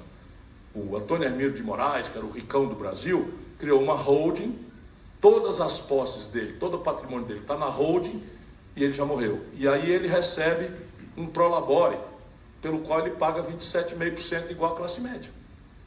E o mordomo, o helicóptero, a lancha, o iate, etc., são pagos como fringe benefits na conta da empresa. Isto você pode acabar e cobrar sobre o resultado da empresa, que é lucros e dividendos. Mas não existe mais grandes fortunas para você incidir a tributação, porque mudou a personalidade das grandes corporações mundiais e brasileiras. Esqueceu alguma? Com certeza. Da moça. Hã? Violência da mulher. Violência da mulher. Não, veja bem. A questão da violência no Brasil, ela tem cor, é negra, e caboclo, e parda. Ela tem gênero, ela é mulher e gay, né? GLBT. E ela tem renda e endereço. Ela é pobre e da periferia. Portanto, se você quiser montar um sistema de segurança, esqueça que é aparato que resolve isso. O que vai resolver isso é inteligência, tecnologia. E hoje você tem 1 milhão de tecnologias que o Brasil passa ao largo de todas elas. Você tem, por exemplo, eu fui visitar na China, você tem hoje reconhecimento facial, você tem hoje nos Estados Unidos uma tecnologia que simplesmente triangulando com GPS localiza de onde partiu um tiro. Então nós estamos conversando aqui, papoca um tiro ali. Se esse som for audível, esse aparelho triangula e localiza exatamente de onde partiu a bala. Tudo isso, o Brasil tem 17 mil quilômetros de fronteira seca, 8.400 quilômetros de fronteira molhada. E nós imaginamos que vamos fazer o patrulhamento disso com pilotão de fronteira, como na primeira metade do século XX, quando você, para se embrenhar na Amazônia, tinha uma estrada e mais nem outra. Hoje é todo mundo de avião, etc. Então você tem que ter drone, satélite, etc, etc. Isso tudo exige que o Brasil também mude o seu paradigma tecnológico, porque hoje o próprio sensoriamento, as próprias comunicações militares brasileiras são processadas por satélite norte-americano. O que, evidentemente, exige. E aí hoje você pode fazer mapas, estamos começando a experimentar isso no Ceará, que virou uma tragédia também, que é você antecipar o que eles chamam de hotspot. Então você tem mais ou menos, estatisticamente, você tem que a sexta-feira, entre 20 horas e 22h30, vão matar 4 garotos no lugar tal. Você, mais ou menos a estatística permite, com esse conjunto de tecnologias e algoritmos, e você chega antes, para tentar desarmar essa possibilidade aí.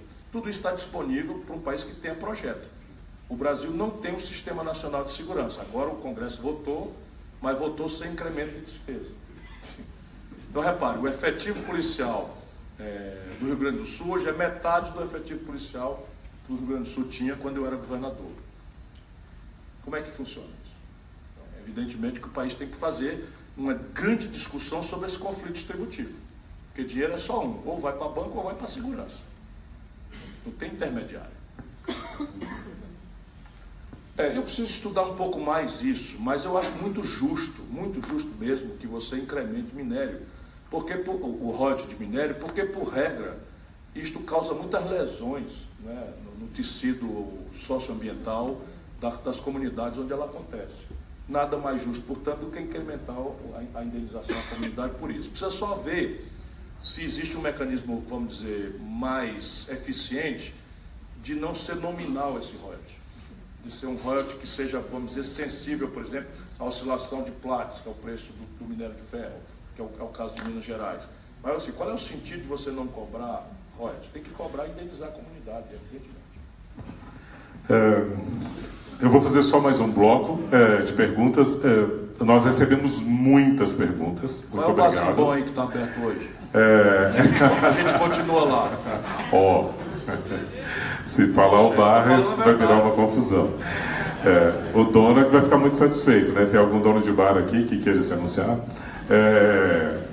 Então eu vou fazer só mais um bloco, que a maioria das perguntas tenderam, a maioria, se a gente pode dizer, porque a diversidade de temas passou por vários assuntos, de questão de saúde, meio ambiente, a questão da qualidade de alimentos, a questão sobre a mulher voltou e outras questões tem. Mas a gente precisa ouvir claramente a posição do Ciro a respeito das questões políticas futuras breves, né? O futuro curto prazo que a gente tem aí, que em poucos meses a gente vai ter a decisão do nosso futuro presidente e o Ciro é colocado como um possível candidato. Então eu quero fazer 4 perguntas aqui que versam sobre isso e já peço a ele, né, para seguir para suas considerações finais na sequência. O Ciro tem como costume tirar fotos com as pessoas, acredito que você também vai se dispor hoje. Então, assim que o Ciro terminar, eu peço que vocês formem uma fila, quem quiser tirar foto com ele. À minha direita, por favor, quem for tirar foto com o Ciro, é subir, tirar uma foto, descer, por favor.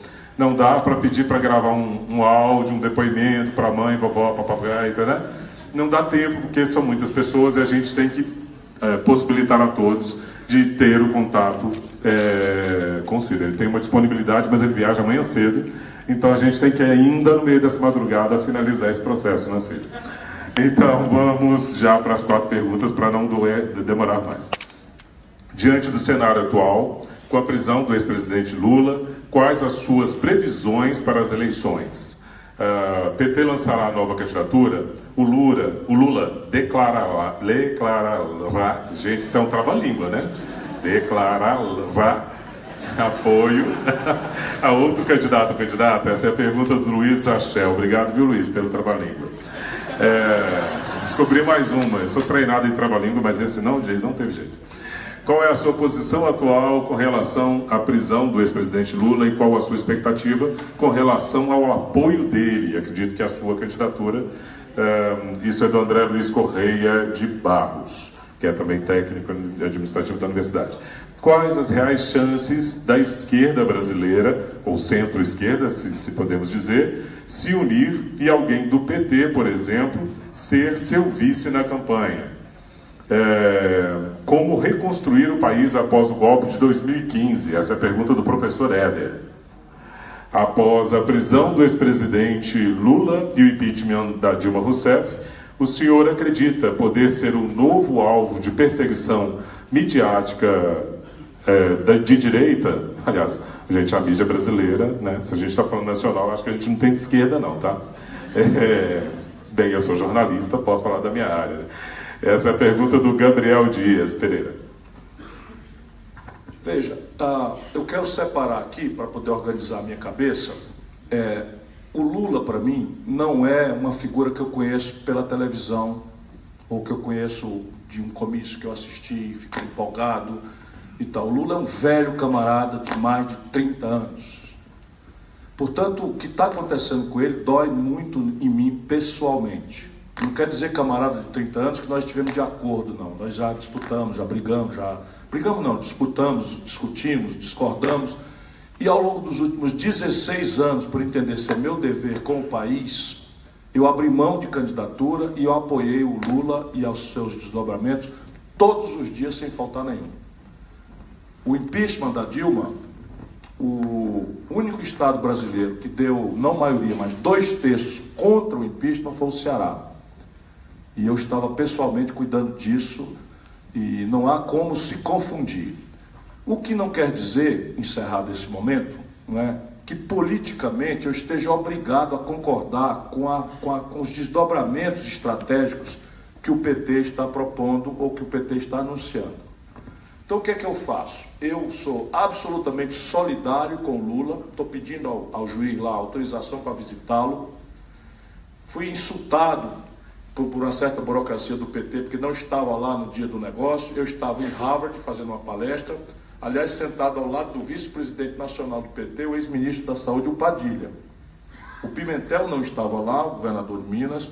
O Jacques Wagner, que é o possível candidato do PT, não estava lá. E eu, francamente, não estava obrigado a estar lá, porque eu não aprovo aquele tipo de coisa. Na minha cabeça, ou o Lula entende convictamente que está sendo vítima de uma perseguição arbitrária, e a solução para essa não é se submeter, é procurar um asilo político e liderar a resistência a partir daí, ou a gente aceita que tem um processo judicial respeitável em marcha e cumpre os ritos inerentes a isso. A opção dele foi aceitar que há um rito judicial, vamos dizer, respeitável, e está recorrendo. Portanto, por que eu, que não sou do PT, eu que não quero saber dessas coisas que foram feitas e tal, por que eu estou obrigado a somar minha voz, sem ter sido consultado, a tipo, manifesto que foi uma pressão que vocês não têm ideia que eu sofri. Eleição sem Lula é fraude. Vê se pode a gente assinar, numa hora dessa, que a última fresta por onde a democracia brasileira pode se afirmar e reverter esse quadro, em que essa quadra de valores não vá se legitimar pelo voto e fazer cumprir definitivamente a agenda de desnacionalização e de perseguição dos interesses populares, porque eles aí estão constrangidos por um golpe. Se essa gente for ao poder pelo voto, vocês não têm ideia do que está reservado para o Brasil. Portanto, na minha convicção, nós temos que explorar ao máximo a possibilidade da eleição. Então, se o camarada condena o Lula e uma inerência disto, e repare, minha vida é dura, quando a Igreja Católica, corretamente, preocupada com os valores corretos, né, faz vamos dizer, o projeto de lei de iniciativa popular, da lei da ficha limpa, e o PT assume a relatoria para votar a favor, eu era deputado. E eu sou professor de Direito. E eu disse, olha, isso está errado. Por quê? Porque nós estamos atirando num rumo para atingir coisa diferente. O que está errado no Brasil é a morosidade da justiça. O que está errado no Brasil é você entregar 4 graus de jurisdição para crime comum e, de repente, a situação, porque o judiciário não julgou ou porque não terminaram os recursos, um cara condenado na cadeia se elege deputado. Então, a partir disso, as pessoas acham que tem um puxadinho, um atalho. Ao invés de resolver o problema, que é definir que para crime comum o Brasil vai entrar em linha com o mundo, que é dar 2 graus de jurisdição e fim de papo, nós conservamos os 4 graus de jurisdição, conservamos o princípio constitucional que diz que todos somos inocentes até sentença transitada em julgado, e definido também na mesma lei, que é a Constituição, que sentença transitada em julgado é aquela contra a qual não se podem mais levantar recursos. Nós criamos um puxadinho, que é uma lei da ficha limpa, em que o camarada, no meio dos seus recursos, fica sem direito de participar da eleição. Quem votou isso foi o PT. Quem sancionou essa lei, botou em vigor, foi o Lula. E eu, velho professor de Direito, falei contra, está público isso, sofri constrangimentos, parecia que eu, ao dar opinião contra, eu estava optando por defender bandido, ou por defender impunidade, etc, etc. Mas é porque é assim no mundo. Quando a gente vai pelo atalho, a gente viola princípios constitucionais assentados desde a Carta Magna no século XIII na Velha Inglaterra e no século XVIII na Velha França e no século XVIII nos Estados Unidos. São princípios universais. E agora nós estamos com esse pepino para resolver. Então eu calculo, né, que ele não será candidato. E aqui para nós, vocês acham que haveria um golpe no Brasil para deixar o Lula ser candidato na sequência? Não, só se for muito inocente, muito ingênuo. O que quer dizer que enquanto eu não for uma ameaça real, na qual eu estou me transformando muito rapidamente, eu vou ser escondido. Então quem quiser ter notícia de mim, vá aos auditórios das palestras, porque nos jornalões não vão me ver. Muito improvável me ver nas televisões comerciais. E eu estou, tudo bem, eu sou trabalhador, acordei 3h30 da manhã hoje do Ceará, estou aqui, manhã cedo, 5 da manhã caio fora, vou cantar no Rio de Janeiro e tal, e estou seguindo, e está funcionando, e as coisas vêm. Na hora que apontar a cabeça, vai ser o pão que o diabo amassou.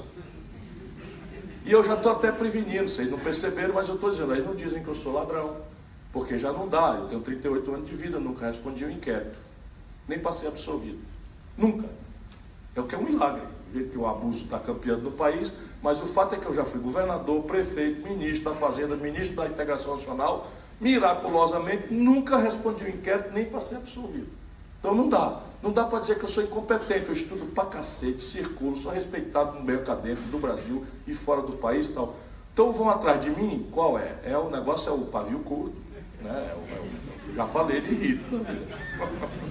É o pavio curto, aí inventa que eu dei um tapa no Carol. No dia que eu dei um tapa em alguém, ele cai. Ele cai, eu sou muito grandão. Eu não vou. A última vez que eu usei a força, eu estava estudando no ginásio, lá em Sobral, no interior do Ceará. Então eu não sou, eu sou da paz. Meu argumento é de outra natureza. Então eu sei que a minha responsabilidade está crescendo muito. Não sei o que o PT vai fazer. E assim, eu nem sequer vou ponderar nem aconselhar. Por quê? Porque é muito sofrido esse momento para eles. Para qualquer petista, por mais patriota que seja, falar sobre qualquer coisa que não seja repetir que o Lula é candidato, parece traição a um companheiro que está preso por muita convicção de muita gente injustamente. Então o que eu estou fazendo? Vou tocar o bonde, vou participar da campanha Lula livre, porque isto me agrada. Eu acho que Lula não será candidato, mas ele tinha direito a recursos em liberdade, ele tinha direito a uma domiciliar com tanto picareta, muitas vezes mais grave para o Brasil do que jamais ele poderá ter sido nas piores acusações, e eu vou lutar por isso. Agora, o que é que o PT vai fazer? Eu digo a vocês, não tenho a menor ideia. Não sei, respeito, acho que tem todo o direito de lançar candidato, e vou tocar a minha carrocinha aqui, né, compreendendo que essa é a minha responsabilidade, que cresceu muito a partir do que aconteceu com o Lula. Se eu vou ser ou não identificado como aquele que vai unir o pensamento progressista no Brasil, ainda não sei. Né, ainda não sei, mas vou me esforçar apresentando a minha vida, a minha biografia e um conjunto de ideias. Por enquanto, todo o respeito, minha solidariedade ao Lula, todo o respeito ao tempo e às decisões que o PT tomar, mas eu, Ciro Gomes, não espero o apoio nem do Lula nem do PT. Acho que é muito improvável que, do jeito que o drama está, que eles possam fazer isso. Porque hoje parece assim, que qualquer discussão de qualquer coisa que não seja repetir que o Lula é candidato, parece traição ao companheiro preso. E eu preciso entender isso com muita humildade e entendo com o meu coração mais do que com a minha inteligência. O que mais? Acho que só, né? Portanto, o vice meu não é provável. Seria bom demais para ser verdade, mas não vai acontecer. Assim, considerações finais. Muito obrigado a todos.